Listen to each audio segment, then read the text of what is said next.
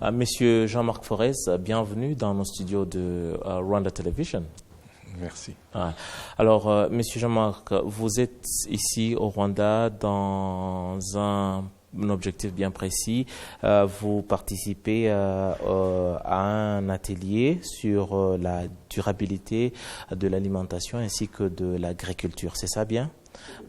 Alors, pour nos téléspectateurs, qu'est-ce qu'on doit comprendre par cet atelier, les tenants et les aboutissants, mais surtout, que doit-on attendre de cet atelier? Pour nous, c'est un atelier très important. C'est un atelier régional. Nous allons faire venir ici 9 pays d'Afrique qui vont discuter ce qu'on appelle l'agenda 2030 pour le développement durable. C'est un agenda qui a été signé par l'ensemble des pays du monde il y a à peu près un an aux Nations Unies à New York et qui les engage dans leur développement entre maintenant et 2030. Cet agenda est un agenda très riche, très ambitieux, qui touche plusieurs domaines. Ça va de la réduction de la pauvreté, la sécurité alimentaire, une énergie plus propre, des villes plus durables. Il y a énormément de sujets. Et c'est un agenda assez complexe aussi. Et ce que nous avons remarqué à la FAO nous nous occupons donc d'agriculture et d'alimentation, c'est que dans un très grand nombre de pays, il y a un lien très fort entre l'agriculture et la réalisation de cet agenda. Justement, c'est aussi ce que quelqu'un se poserait la question. Étant donné que la FAO, c'est l'agriculture, l'alimentation, comment est-ce que vous parlez encore aujourd'hui du développement dans d'autres domaines? Quel est le lien entre les deux? Alors ça, c'est très important et vous touchez à un point fondamental de cet agenda. C'est les interactions entre les différents objectifs, les interactions de plus en plus fortes entre les différents secteurs économiques et l'impossibilité maintenant de les regarder en isolation. Donc il est de plus en plus important qu'on comprenne ces interactions afin d'améliorer au maximum les synergies et aussi parfois de prendre en compte des arbitrages nécessaires. C'est difficile. L'agriculture dans beaucoup de pays est encore un élément très important du développement. C'est dans beaucoup de cas là où vous trouvez la plus grande partie de la population. Souvent, malheureusement, la population la plus pauvre est en agriculture. Il y a donc d'énormes efforts à faire pour avoir une agriculture plus performante, plus moderne, mais aussi qui puisse donner des meilleures conditions de vie à ces populations. Je voudrais aussi savoir pourquoi avoir choisi le Rwanda pour organiser cet atelier. C'est une très bonne question. Ça fait déjà un certain temps que nous travaillons avec nos collègues du Rwanda sur ces questions, notamment sur les questions d'intégration et de coordination intersectorielle. Vous savez sans doute qu'au Rwanda, il y a le secteur agricole fait d'énormes efforts pour avoir une agriculture plus productive. Et nous avons aussi tout un secteur très important, celui des ressources naturelles, dont l'objectif est de protéger les ressources naturelles. Ces deux domaines doivent travailler ensemble, puisque il n'y a pas d'agriculture sans ressources naturelles, mais aussi il n'y a pas une bonne gestion des ressources naturelles sans impliquer l'agriculture. Donc ça fait déjà un certain temps qu'on a entamé un dialogue avec nos collègues de Rwanda, qu'on essaye aussi de mettre en place des actions concrètes au niveau local pour essayer de mieux intégrer les aspects de production et les aspects de gestion des ressources naturelles. Ça, ce n'est qu'un exemple d'interaction, mais nous pensons que les autres pays qui participeront à cet atelier pourront bénéficier de cette expérience. Vous avez parlé aussi de 9 pays qui vont prendre part à cet atelier, mais en regardant l'agenda ou le travail qui sera vraiment sur la table, ça devrait concerner tout le continent. Pourquoi 9 pays seulement du continent? Pourtant, l'agriculture ou l'alimentation, c'est un des problèmes qui viennent en première position pour le continent africain. Pourquoi 9 pays seulement? Ça, c'est une excellente question. Je vous répondrai qu'il faut bien commencer quelque part. La FAO, bien sûr, sert tous les pays. Mais elle a essayé de mettre en place un système par lequel les nouveaux domaines de travail se concentre d'abord sur un nombre limité de pays pour pouvoir faire la différence, pour pouvoir travailler avec eux, parce que nous n'avons pas tous les moyens du monde. Mais l'ambition, c'est bien sûr d'étendre ça, d'étendre les expériences acquises à l'ensemble des pays. Donc, on commence avec un petit groupe, on développe des approches avec ce petit groupe, et puis on espère très rapidement engager les autres groupes sur la base de l'expérience acquise. Oui, notamment aussi parlant de l'agriculture et l'alimentation, je disais tout à l'heure que c'est l'un des sérieux problèmes auxquels fait face notre continent, l'Afrique. Aujourd'hui, quel est votre avis personnel par rapport aux engagements de nos pays africains par rapport à ce combat, justement, pour assurer une alimentation pour sa population, mais également pour une agriculture assez moderne? Voilà. Mais je crois que les engagements, ils sont là. Il y a ce qu'on appelle la déclaration de Malabo pour la transformation de l'agriculture en Afrique.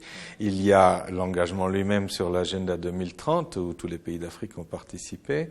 Et politiquement, la volonté est là d'aller vers une agriculture plus moderne, plus productive, qui permettent d'améliorer les conditions nutritionnelles. Maintenant, c'est un énorme défi, c'est vrai. Il y a des choix à faire. Et certains pays ont fait de très bons progrès, d'autres un peu moins. Nous pensons que la FAO, nous sommes une agence technique pour aider les pays à mettre en place les bonnes politiques et les bonnes approches. Et nous avons l'impression que les conditions sont assez favorables, notamment à travers cet agenda 2030, pour accélérer les progrès dans ce domaine.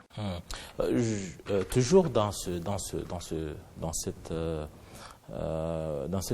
même ordre d'idées, aujourd'hui nous parlons des objectifs durables du développement, mais nous sommes passés des objectifs du millénaire de développement, mais certains pays, notamment sur le continent africain et même dans le monde, parmi les secteurs qui sont vraiment restés en arrière, c'est notamment le secteur agricole.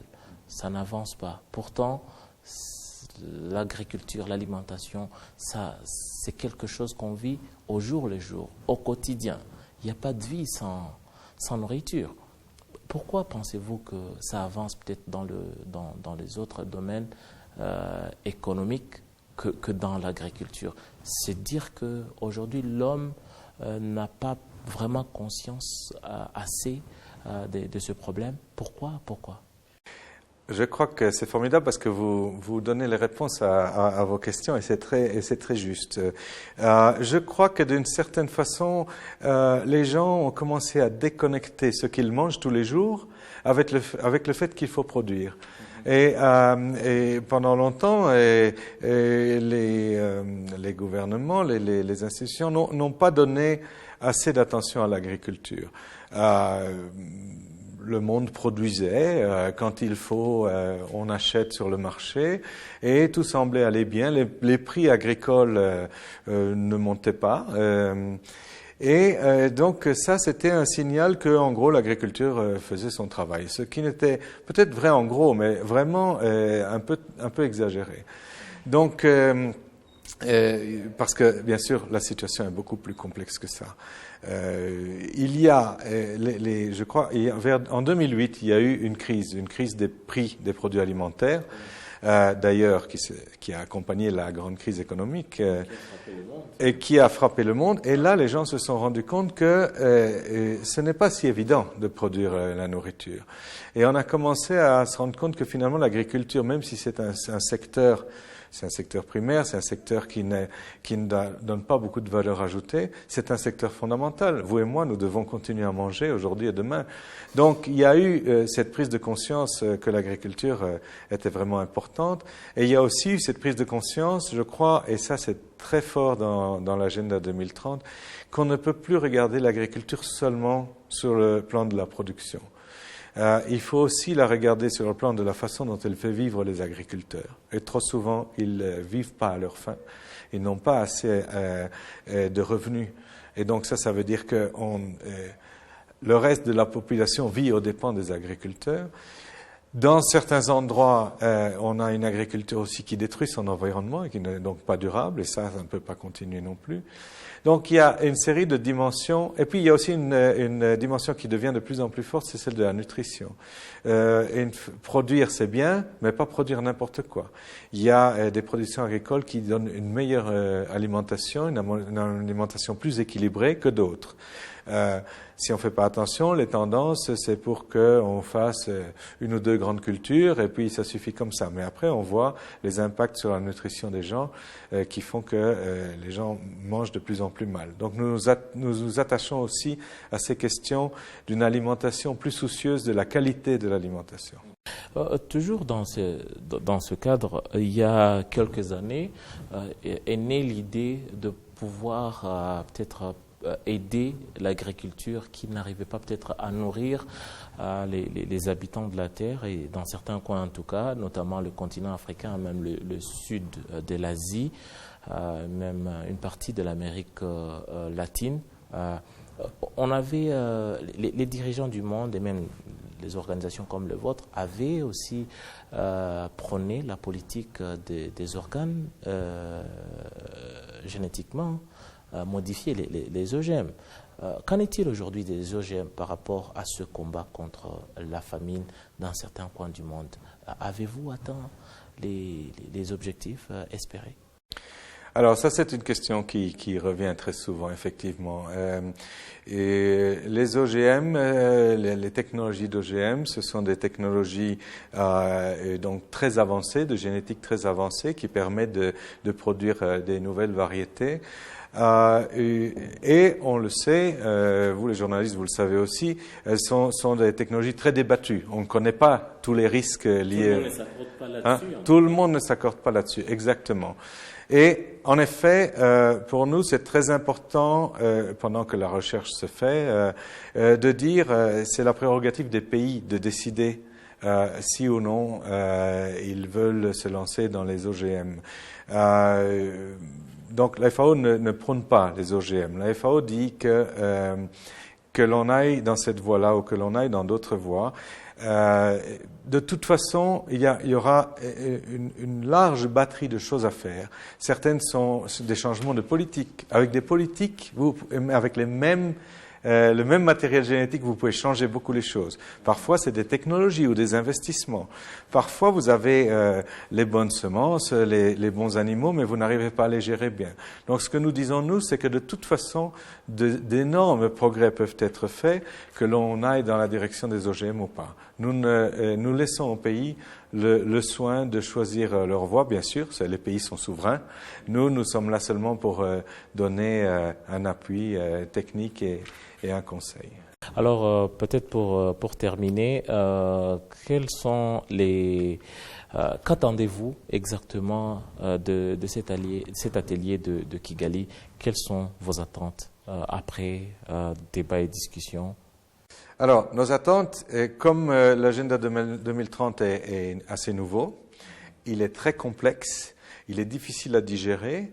Et comme je vous ai dit, il jouera un rôle très important dans les programmes agricoles, notamment dans les pays d'Afrique, dans les années à venir. Cet atelier est le premier d'une série d'entretiens que nous voulons avoir avec les pays, pas seulement des ateliers, nous voudrons aussi aller plus loin, aller concrètement dans les politiques agricoles, dans les actions sur le terrain, pour d'abord faire comprendre cet agenda, essayer de discuter ensemble qu'est-ce que ça veut dire pour nous, puisque l'ensemble des participants viendront principalement du secteur agricole et des secteurs qui sont liés à l'agriculture. Qu'est-ce que ça veut dire pour nous? Qu'est-ce que ça veut dire pour mon pays dans sa politique agricole? Et donc, essayer de débroussailler le terrain. C'est un premier pas. Ensuite, nous travaillerons avec les pays de façon beaucoup plus concrète pour voir justement comment, au niveau des politiques, au niveau des investissements, au niveau technique, nous allons essayer de les aider à mettre en œuvre cet agenda dans le domaine de l'agriculture. Monsieur Jean-Marc Forest, merci d'avoir été des nôtres. Je vous remercie.